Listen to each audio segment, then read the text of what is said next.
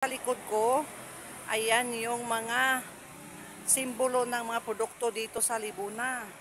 Kasi po rich po ng mga pananim dito. Ayan. Ito yung ano dito. Itsura dito. Ito po ay nagsimbolo ng lugar ng Libuna, Bukidnon. Ayan.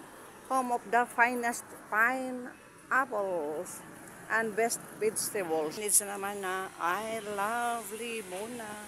Dito po may tulay. At saka simbolo po ito ng mga produkto dito. Yan, pasilip po sa inyo. At ito sa gilid po ay ayan. River po yan dyan. Yan, so ito po yung ayan o, may naliligo doon sa baba.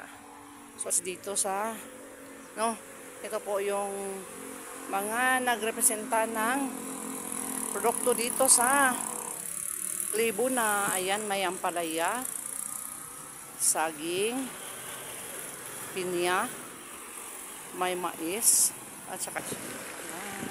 So nasa gilid lang po ito ng kalsada. Ayan po, oh.